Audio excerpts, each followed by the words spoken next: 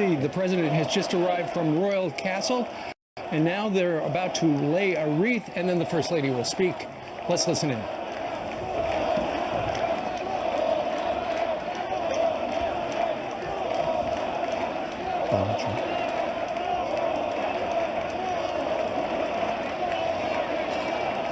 It sounds like Donald Trump. Yeah, it does. Which apparently translates. Right. The only one who really knows is Melania, because she speaks just about every language there is. So I'll have to ask her if she would translate for us. But the president is supposed to speak, I guess, ideally, we have 7:15 Eastern time. Now they're about to lay the wreath. Let's listen in.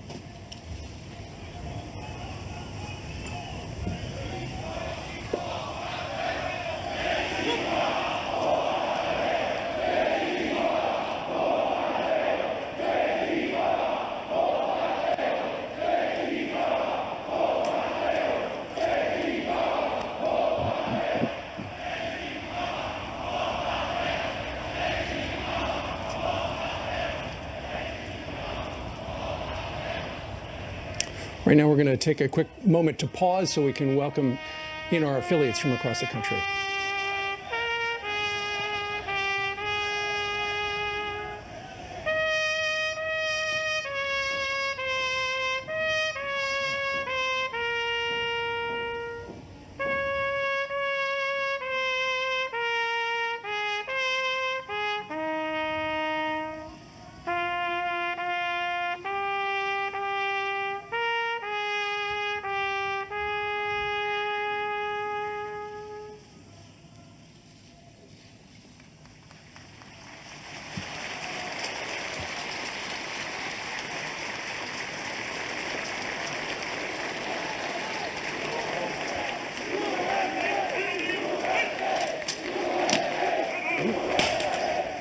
This is a Fox News alert. It is 1:16 in the afternoon in Warsaw, Poland, where, as you can see, the president of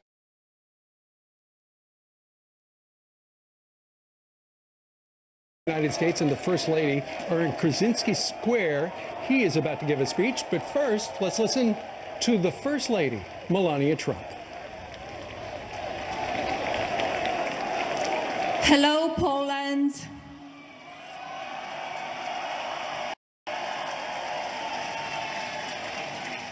Thank you very much. My husband and I have enjoyed visiting your beautiful country. I want to thank President and Mrs. Duda for their warm welcome and their generous hospitality. I had the opportunity to visit the Copernicus Science Center today and found it not only informative, but thoughtful in its mission, which is to inspire people to observe, experiment, ask questions, and seek answers. I can think of no better purpose for such a wonderful science center. Thank you to all who were involved in giving us the tour, especially the children who made it such a wonderful experience. As many of you know, a main focus of my husband's presidency is safety and security of the American people. I think as all of us can agree, people should be able to live their lives without fear, no matter what country they live in. That is my wish for all of us around the world. Thank you again for this wonderful welcome to your very special country. Your kindness and gracious hospitality will not be forgotten. And now it is my honor to introduce to you my husband, the President of the United States, Donald J. Trump.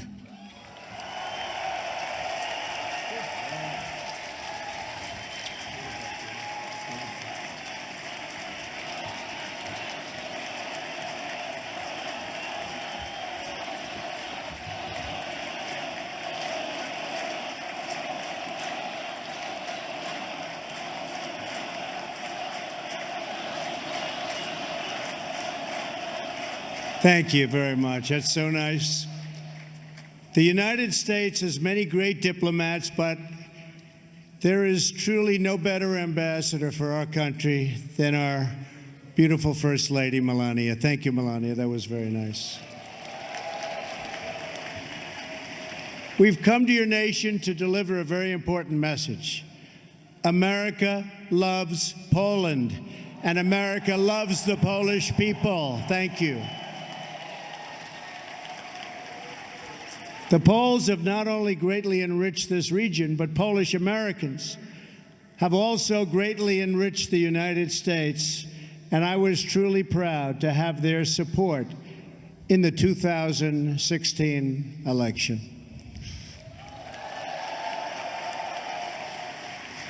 It is a profound honor to stand in this city by this monument to the Warsaw Uprising and to address the Polish nation that so many generations have dreamed of, a Poland that is safe, strong, and free.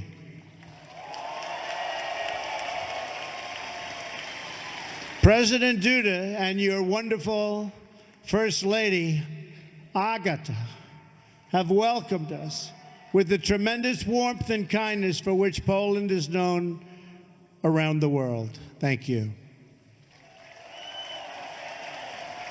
I sincerely,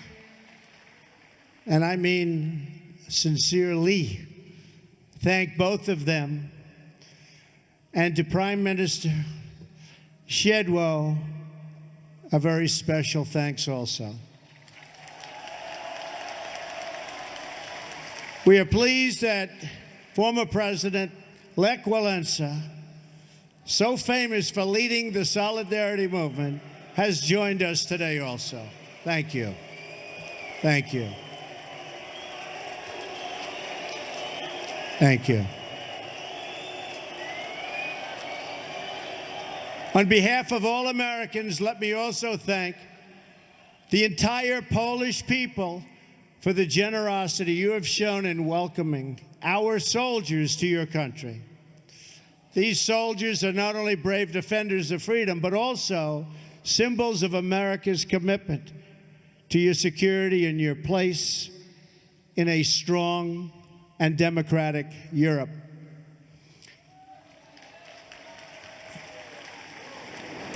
We are proudly joined on stage by American, Polish, British, and Romanian soldiers. Thank you. Thank you. Great job. President Duda and I have just come from an incredibly successful meeting with the leaders participating in the 3 Cs initiative. To the citizens of this great region, America is eager to expand our partnership with you. We welcome stronger ties of trade and commerce as you grow your economies. And we are committed to securing your access to alternate sources of energy, so Poland and its neighbors are never again held hostage to a single supplier of energy.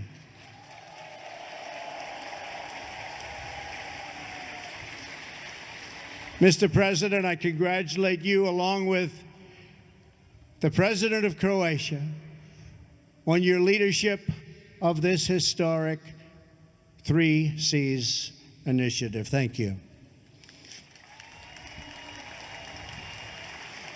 This is my first visit to Central Europe as president, and I am thrilled that it could be right here at this magnificent, beautiful piece of land. It is beautiful. Poland is the geographic heart of Europe, but more importantly, in the Polish people, we see the soul of Europe. Your nation is great because your spirit is great, and your spirit is strong.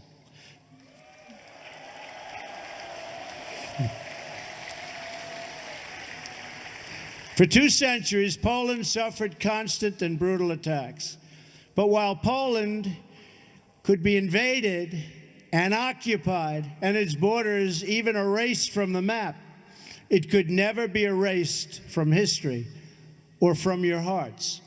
In those dark days, you have lost your land, but you never lost your pride. So it is with this true admiration that I can say today that from the farms and villages of your countryside to the cathedrals and squares of your great cities, Poland lives, Poland prospers, and Poland prevails. Despite every effort to transform you, oppress you, or destroy you, you endured and overcame. You are the proud nation of Copernicus. Think of that.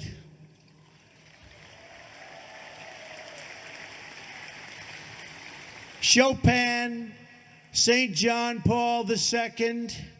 Poland is a land of great heroes.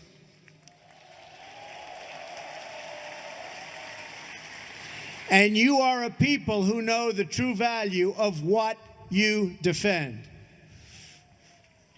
The triumph of the Polish spirit over centuries of hardship gives us all hope for a future in which good conquers evil and peace achieves victory over war. For Americans, Poland has been a symbol of hope since the beginning of our nation. Polish heroes and American patriots fought side by side in our War of Independence and in many wars that followed. Our soldiers still serve together today in Afghanistan and Iraq, combating the enemies of all civilization. For America's part, we have never given up on freedom and independence as the right and destiny of the Polish people, and we never, ever will.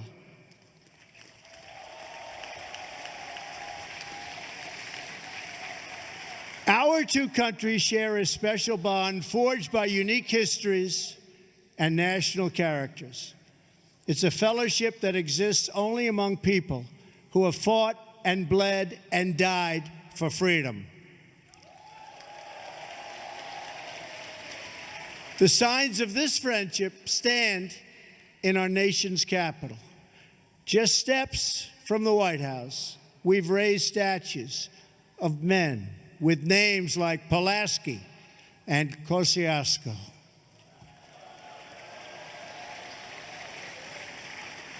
The same is true in Warsaw, where street signs carry the name of George Washington and a monument stands to one of the world's greatest heroes, Ronald Reagan.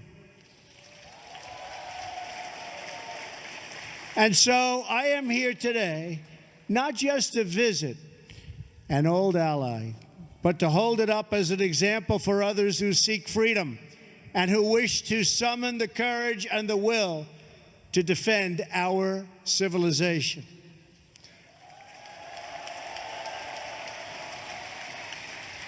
The story of Poland is the story of a people who have never lost hope, who have never been broken, and who have never, ever forgotten who they are.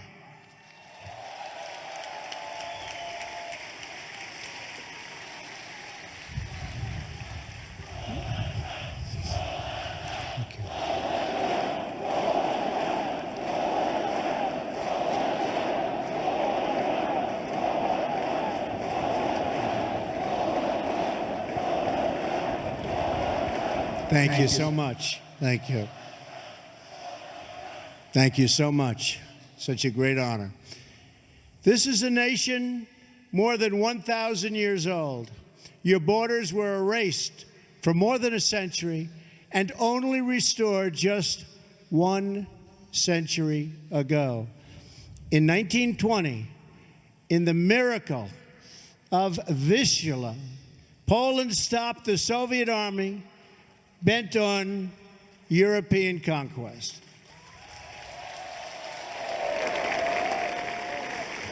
Then, 19 years later, in 1939, you were invaded yet again, this time by Nazi Germany from the west and the Soviet Union from the east. That's trouble. That's tough. Under a double occupation, the Polish people endured evils beyond description. The Katyn Forest Massacre, the occupations, the Holocaust, the Warsaw Ghetto, and the Warsaw Ghetto Uprising, the destruction of this beautiful capital city, and the deaths of nearly 1 in 5 Polish people. A vibrant Jewish population, the largest in Europe, was reduced to almost nothing after the Nazis systematically murdered millions of Poland's Jewish citizens, along with countless others during that brutal occupation. In the summer of 1944, the Nazi and Soviet armies were preparing for a terrible and bloody battle right here in Warsaw. Amid that hell on earth, the citizens of Poland rose up to defend their homeland. I am deeply honored to be joined on stage today by veterans and heroes of the Warsaw Uprising.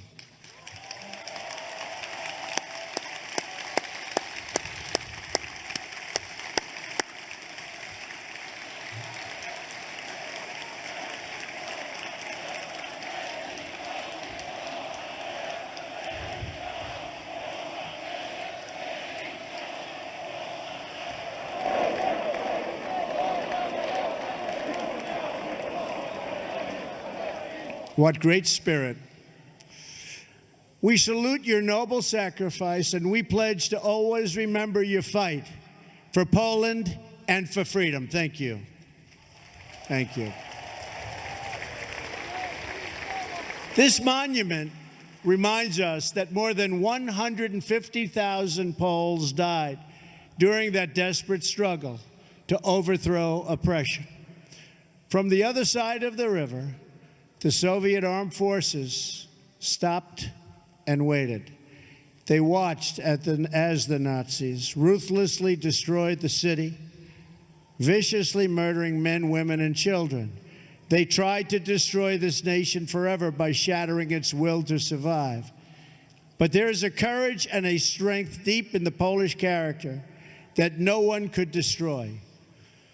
The Polish martyr, Bishop Michael Kozel, said it well: more horrifying than a defeat of arms is a collapse of the human spirit. Through 4 decades of communist rule, Poland and the other captive nations of Europe endured a brutal campaign to demolish freedom, your faith, your laws, your history, your identity, indeed the very essence of your culture and your humanity. Yet through it all, you never lost that spirit.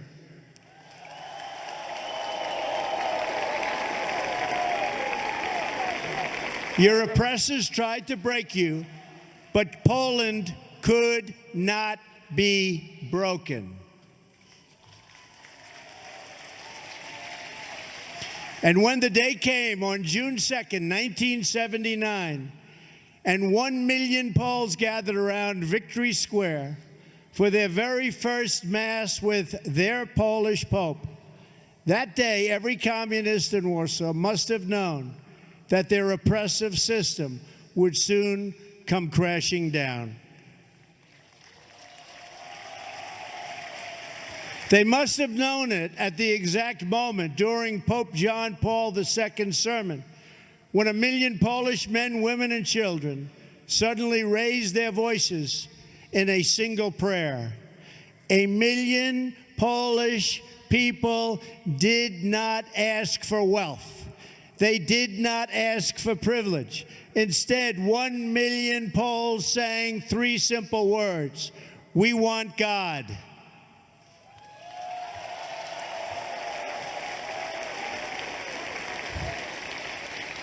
In those words, the Polish people recalled the promise of a better future. They found new courage to face down their oppressors. And they found the words to declare that Poland would be Poland once again. As I stand here today before this incredible crowd, this faithful nation, we can still hear those voices that echo through history. Their message is as true today as ever. The people of Poland, the people of America, and the people of Europe still cry out, "We want God."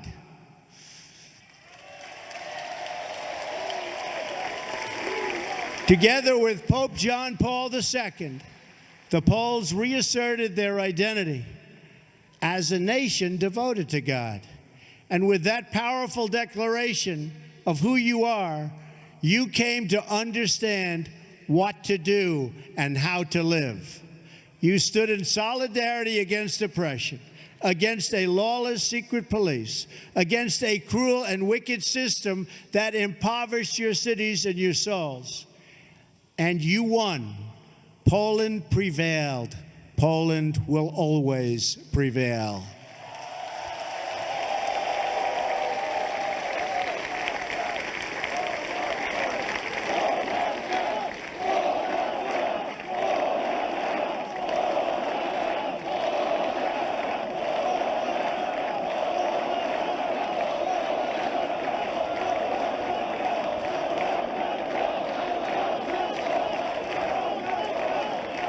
Thank you. You were supported in that victory over communism by a strong alliance of free nations in the West that defied tyranny. Now among the most committed members of the NATO alliance, Poland has resumed its place as a leading nation of a Europe that is strong, whole, and free. A strong Poland is a blessing to the nations of Europe, and they know that. A strong Europe is a blessing to the West and to the world.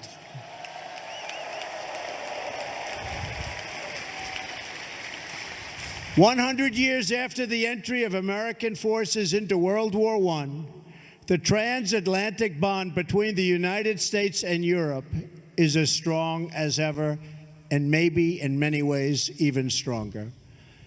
This continent no longer confronts the specter of communism.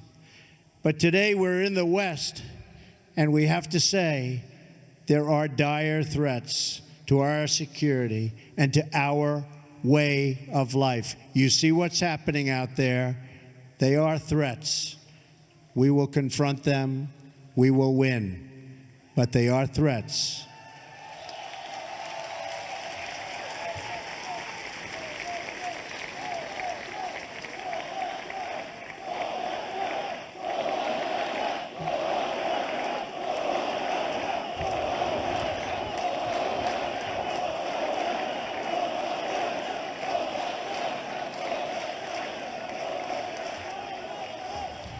We are confronted by another oppressive ideology, one that seeks to export terrorism and extremism all around the globe. America and Europe have suffered one terror attack after another. We're going to get it to stop. During a historic gathering in Saudi Arabia, I called on the leaders of more than 50 Muslim nations to join together to drive out this menace which threatens all of humanity. We must stand united against these shared enemies to strip them of their territory and their funding and their networks and any form of ideological support that they may have. While we will always welcome new citizens who share our values and love our people, our borders will always be closed to terrorism and extremism of any kind.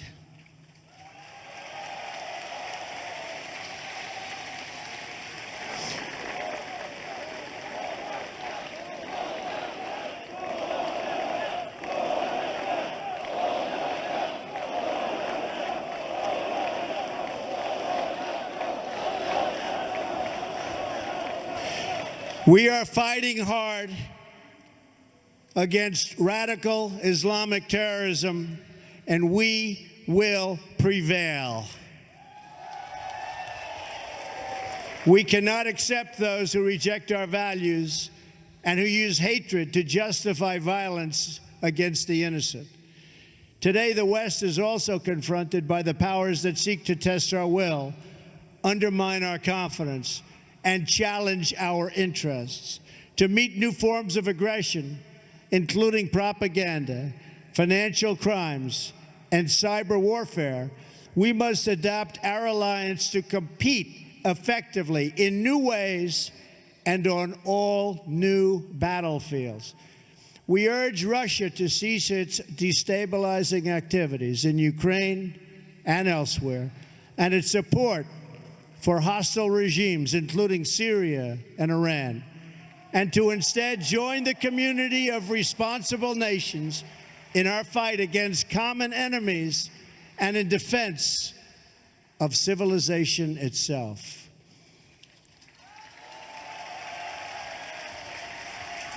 Finally, on both sides of the Atlantic, our citizens are confronted by yet another danger, one firmly within our control. This danger is invisible to some, but familiar to the Poles. The steady creep of government bureaucracy that drains the vitality and wealth of the people. The West became great, not because of paperwork and regulations, but because people were allowed to chase their dreams and pursue their destinies. Americans, Poles, and nations of Europe value individual freedom and sovereignty.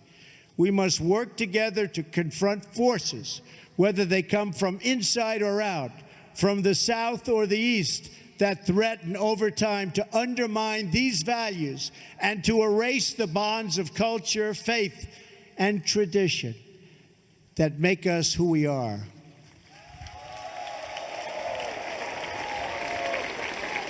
If left unchecked, these forces will undermine our courage, sap our spirit, and weaken our will to defend ourselves and our societies.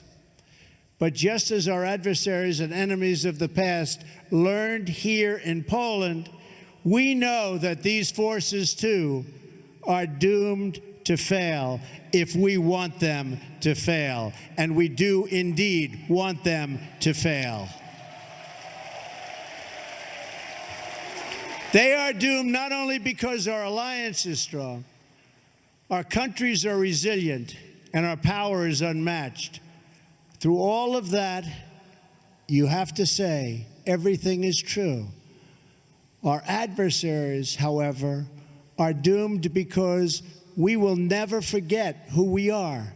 And if we don't forget who we are, we just can't be beaten. Americans will never forget. The nations of Europe will never forget. We are the fastest and the greatest community. There is nothing like our community of nations. The world has never known anything like our community of nations. We write symphonies. We pursue innovation. We celebrate our ancient heroes, embrace our timeless traditions and customs, and always seek to explore and discover brand new frontiers. We reward brilliance. We strive for excellence and cherish inspiring works of art that honor God. We treasure the rule of law and protect the right to free speech and free expression. We empower women as pillars of our society and of our success. We put faith and family, not government and bureaucracy, at the center of our lives, and we debate everything. We challenge everything. We seek to know everything so that we can better know ourselves. And above all, we value the dignity of every human life, protect the rights of every person, and share the hope of every soul to live in freedom. That is who we are. Those are the priceless ties that bind us together as nations, as allies, and as a civilization. What we have, what we inherited from our, and you know this better than anybody, and you see it today with this incredible group of people. What we've inherited from our ancestors has never existed to this extent before. And if we fail to preserve it, it will never, ever exist again. So we cannot fail. This great community of nations has something else in common. In every one of them, it is the people, not the powerful, who have always formed the foundation of freedom and the cornerstone of our defense. The people have been that foundation here in Poland, as they were right here in Warsaw. And they were the foundation from the very, very beginning in America.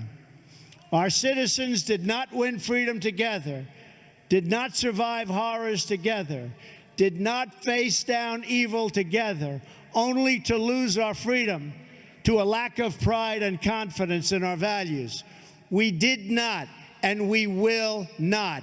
We will never back down.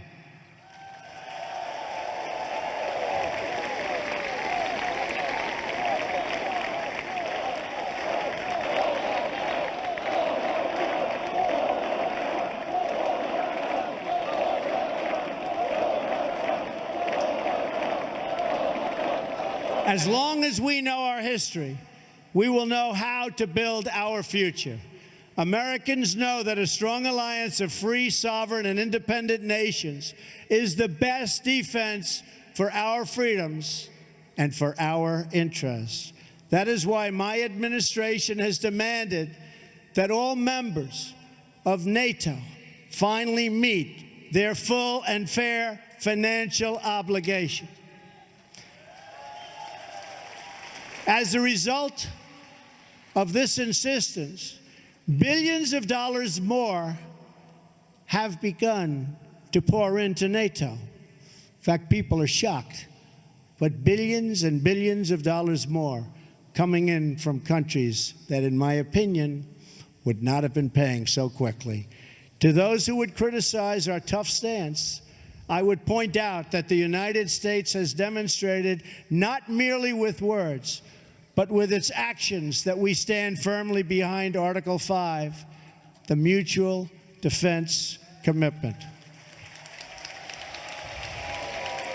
Words are easy, but actions are what matters. And for its own protection, and you know this, everybody knows this, everybody has to know this, Europe must do more.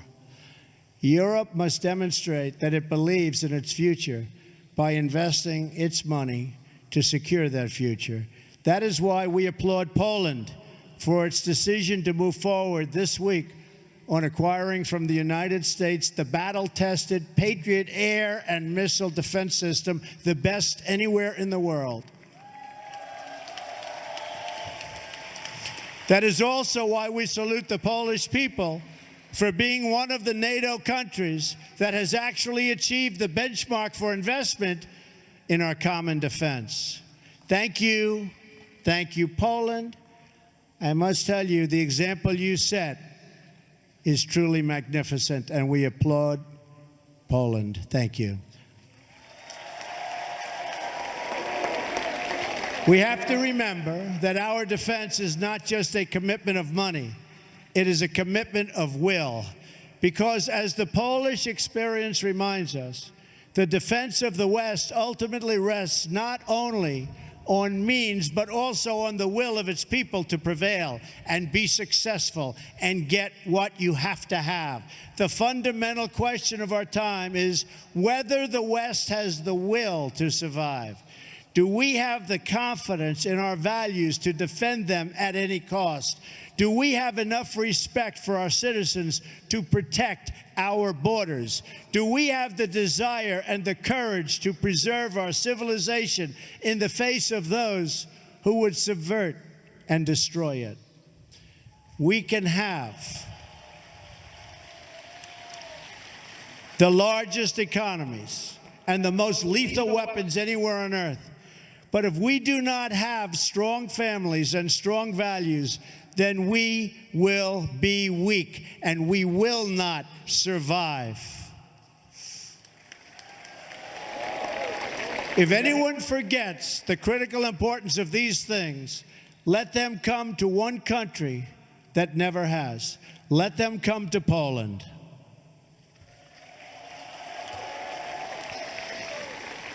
And let them come here to Warsaw and learn the story of the Warsaw Uprising.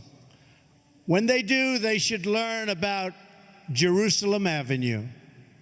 In August of 1944, Jerusalem Avenue was one of the main roads running east and west through this city, just as it is today. Control of that road was crucially important to both sides in the battle for Warsaw. The German military wanted it as their most direct route to move troops and to form a very strong front. And for the Polish Home Army, the ability to pass north and south across that street was critical to keep the center of the city and the uprising itself from being split apart and destroyed. Every night, the Poles put up sandbags amid machine gun fire, and it was horrendous fire, to protect a narrow passage across Jerusalem Avenue. Every day, the enemy forces knocked them down again and again and again. Then the Poles dug a trench. Finally, they built a barricade.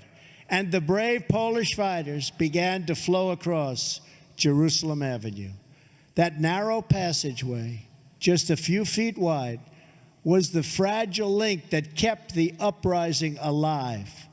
Between its walls, a constant stream of citizens and freedom fighters made their perilous, just perilous sprints. They ran across that street. They ran through that street. They ran under that street, all to defend the city.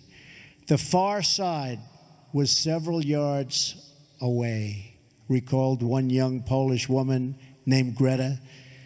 That mortality and that life was so important to her. In fact, she said, the mortally dangerous sector of the street was soaked in blood. It was the blood of messengers, liaison girls, and couriers.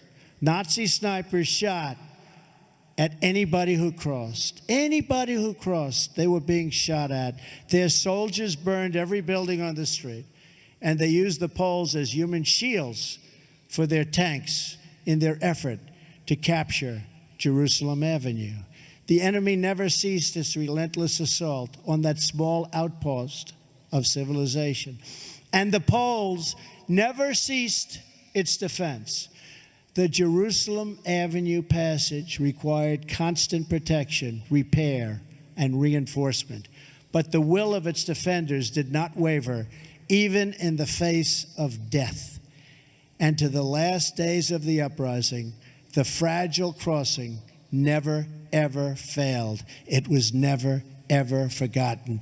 It was kept open by the Polish people. The memories of those who perished in the Warsaw Uprising cry out across the decades, and few are clearer than the memories of those who died to build and defend the Jerusalem Avenue crossing.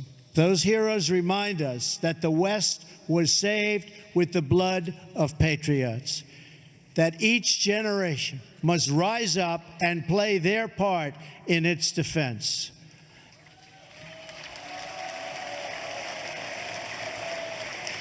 and that every foot of ground and every last inch of civilization is worth defending with your life. Our own fight for the West does not begin on the battlefield. It begins with our minds, our wills, and our souls.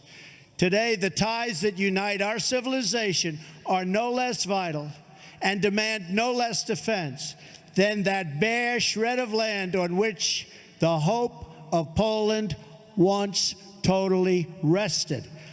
Our freedom, our civilization, and our survival depend on these bonds of history, culture, and memory. And today as ever, Poland is in our heart, and its people are in that fight.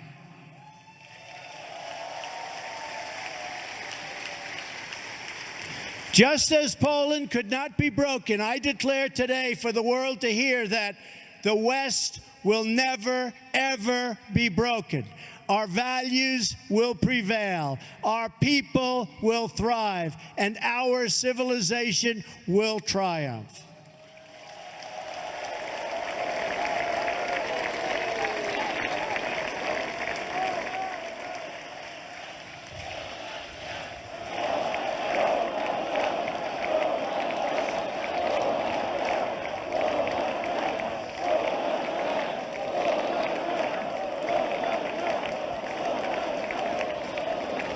Thank you.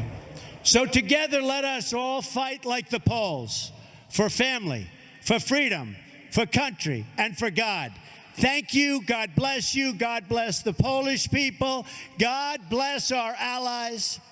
And God bless the United States of America. Thank you. God bless you. Thank you very much.